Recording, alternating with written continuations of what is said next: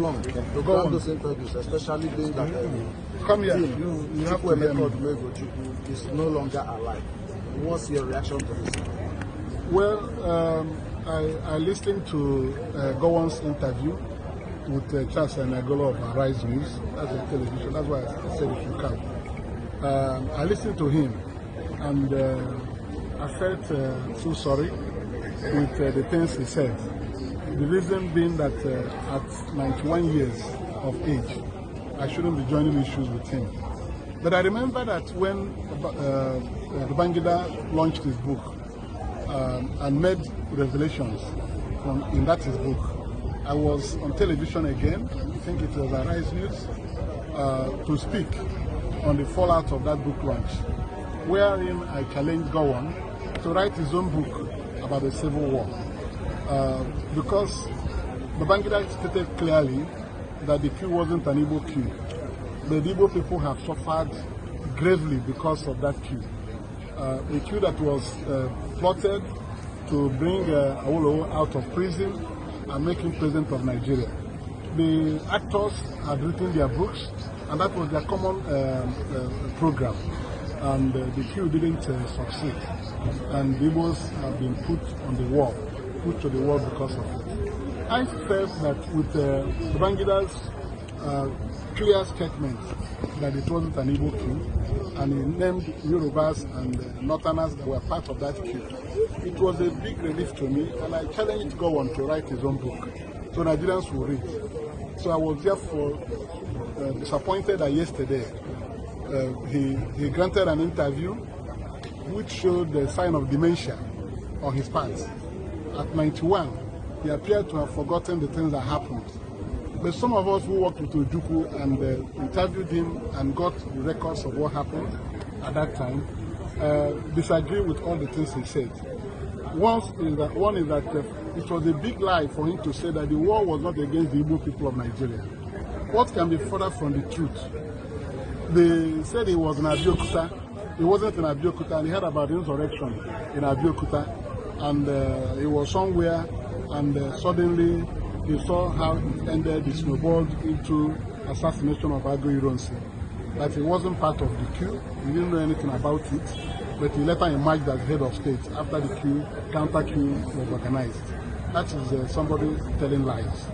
And for him to say that the war was not against the Igbo people, I thought by now he should be apologizing to the Igbo people for the role he played in that civil war. Instead of coming here to challenge our sensibilities, that at least insult, not challenging, insulting our sensibilities, that the war was not against the Igbos. Who were the victims of the war? The counter-coup was a cleansing of the Igbo officers in the Nigerian army.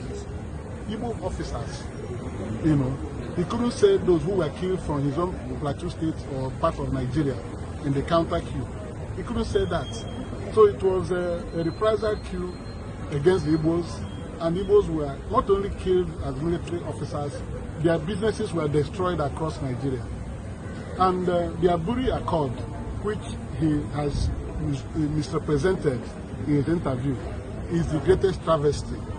One was that I worked with Ojukwu for 5 years, and I asked him questions about these things, and including Aburi Accord.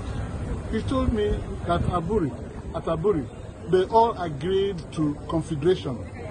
Confederation means that the regions will become confederate states, and every region will continue to develop at its own pace. That is the essence of the meaning of confederation. And when they agreed on all this, that General Ankara carried himself, General Ankara and Gowon and Ojukwu were at the back of the same car when they were being taken to the airport. And that Ankara took Gowon's hand and Ojukwu's hand, put them together, and said that they should go and implement the agreements of this Aburi, you know. And he told Gowon right there, Ojukwu said he told Gowon that if Gowon gets home and announces the agreements reached here, that he will be the first person to propose Gowon as the head of state of Nigeria. And when they all left, they came back to Nigeria. Days went by, Gowon didn't announce anything. He didn't address the nation on what they agreed in Aburi. In Gowon's account yesterday, I was shocked to hear him say that when he returned, he had malaria. And because he had fever, he delayed his announcing the agreements reached in Aburi. So at his age, he didn't need to start lying. When he came back, his advisors told him to renege on all the things agreed in Aburi. So it was Gowon who plunged the country into that civil war. It was because he refused to announce the agreements reached in Aburi. Ojukwu waited for him, and things were not getting better. And Ojukwu now, well, I don't even think that he made a formal broadcast. He leaked the agreements reached in Aburi, and he was still waiting on Gowon to do the needful.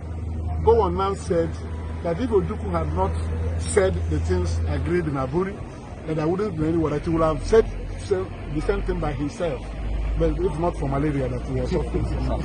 So I think he has not done what he should be doing at this late stage of his life. It is time for him to begin to speak the truth, to heal the wounds of that war. Everybody has moved on. The war is 55 years today that it ended.